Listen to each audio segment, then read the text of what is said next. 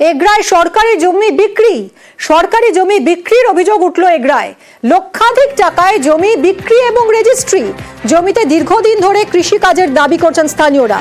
সরকারি জমির মালিকানা দাবি করছেন দাবি বিক্রেতার। জমি বিক্রি আটকে দেওয়ার দাবি, জমি বিক্রি আটকানোর দাবি ভূমি রাজস্ব দফতরের। 493 দাগের জায়গাটা ওটা খাস জায়গা ছিল, তো ওটা জমি মালিক কি করছে, তো বিক্রি করে দিচ্ছিল। তো তারপরে আমরা যখন জানতে পেলাম, তো আমরা বেলারের কাছে আমরা পিটিশন দিলাম। তো পিটিশন দেওয়ার পরে আজকে আমাদের ডেট ছিল, তো আমরা আসার পরে বেলার অফিসার কি করলো না, ওটা স্টক করে দিল কি এখন কেউ নামতে পারবে না জমিনে। যখন পর্যন্ত রেকর্ড না হবে তখন পর্যন্ত কেউ নামতে পারবে না, কোনো না চাষি নামতে পারবে না জমি মালিক নামতে পারবে, কেউ নামতে পারবে না। তো এই মুহূর্তে এইভাবে জমিটা রয়ে গেছে। তো আমরা এতটুকু আবেদন থাকিল কি গরিবের চাষিগুলোদের জন্য এটা একটা সুরক্ষা করে এটা ভালো করে দিন। কথা বলবো পঙ্কজ আমাদের প্রতিনিধির সঙ্গে। পঙ্কজ, সরকারি খাস জমি কি করে বিক্রি হয়ে গেল? দেখো, এটাই প্রশ্ন, যেখানে স্থানীয় বাসিন্দারা যারা দাবি করছেন যে তারা চাষবাস করে এসেছিলেন, হঠাৎই এসে তাদেরকে বলা হচ্ছে যে এই জমি ছাড়তে হবে, জমি বিক্রি হয়ে গেছে। ঘটনাটি যেখানে এগরা বাছাড়ি গ্রাম পঞ্চায়েতের দক্ষিণ পাড় এলাকায়, যেখানে যে জমির মালিক তিনি দাবি করছেন যে বরিশবরণ পাড়ি, তিনি দাবি করছেন এটা তার রিটার ল্যান্ড ছিল, অর্থাৎ জমি অধিগ্রহণের ক্ষেত্রে যেখানে গত কয়েক বছর আগে থেকেই তার নাকি খাস হয়ে গেছে, মানে ভেস্ট হয়ে গেছে। সেক্ষেত্রে কেসের রায়ে তার কিন্তু এই যে ভেস্ট ল্যান্ডকে তাকে নিজের রেকর্ডভুক্ত করার জন্য আবেদন করেছিলেন বেলার অফিসে। সেক্ষেত্রে তার রেকর্ডভুক্ত না হয় সেই জমি কিন্তু এখনো পর্যন্ত সরকারি জমিনে পরিণত হয়েছে, অর্থাৎ 1 নম্বর খতিয়ান হয়ে রয়েছে। আর এই খতিয়ান কিন্তু সেই জমি সেই যে বরিশবরণ পাহাড়ি তিনি নাকি বিক্রি করে দিয়েছেন, এমনটাই দাবি করছে যে আমার পয়সার জন্য বিক্রি করেছি। তবে স্থানীয় বাসিন্দারা যেটা দাবি করছে যে এই এলাকার এই জমি আমরা সরকারি জমি বলে তারা দীর্ঘদিন ধরে চাষবাস করে এসেছি।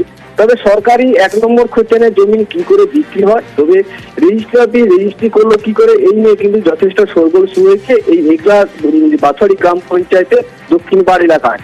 তবে যে জমির মালিক যেখানে দাবি করছে বরিশবরণ পাড়ি, এটা কতিপয় লোকের চক্রান্ত বলে এমনটা দাবি করছে। তবে আমরা বিআরও অফিস যেখানে ভূমি রাজস্ব দপ্তরের সঙ্গে যোগাযোগ করি, তিনি জানিয়েছেন যে উভয় পক্ষের অভিযোগ পেয়েছি, তবে এখন পর্যন্ত যে যারা দখল করছে বা যারা চাষাবাস করছে এমনটা দাবি করছে তাদের সবাইকে এখন স্থগিতাদেশ রাখা হয়েছে। এই জমির রেকর্ড এখনো পর্যন্ত কিন্তু সরকারি নথিভুক্ততে আছে, এমনটাই জানাচ্ছেন ভূমি রাজস্ব দপ্তর থেকে। ধন্যবাদ পঙ্কজ। ওটা রিটেল ল্যান্ড, ওটা আমার রিটেল ল্যান্ড।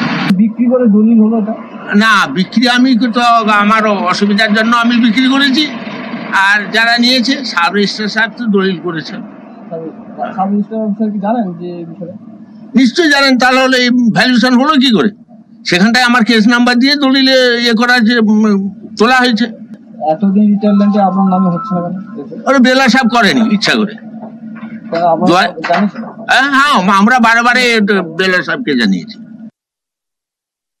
আমি তো মালিকের কাছ থেকে বাড়ি করার জন্য জায়গা কিনে নিলাম, রেজিস্ট্রি অফিসে গিয়েছিলাম, কাগজপত্র দিয়ে রেজিস্ট্রি হয়ে গেছে জায়গা। তারপরে আমি দখলে এলাম, দখলে আছি এখন পর্যন্ত। সবাই দেখাচ্ছে রেকর্ড করার জন্য সার্চিং করছে, যেটা দেখাচ্ছে পশ্চিমবঙ্গ সরকারের জায়গা। না, সেটা তো রিটেল ল্যান্ড দেখিয়ে আমি ওখানে গিয়ে রেজিস্ট্রি অফিসে রেজিস্ট্রি করে দিয়েছি রিটেল ল্যান্ড বলে, ভ্যালুয়েশন বের করে রেজিস্ট্রি হয়েছে। আর মালিক দখলে ছিল, দেখেও কিনেছি আমি।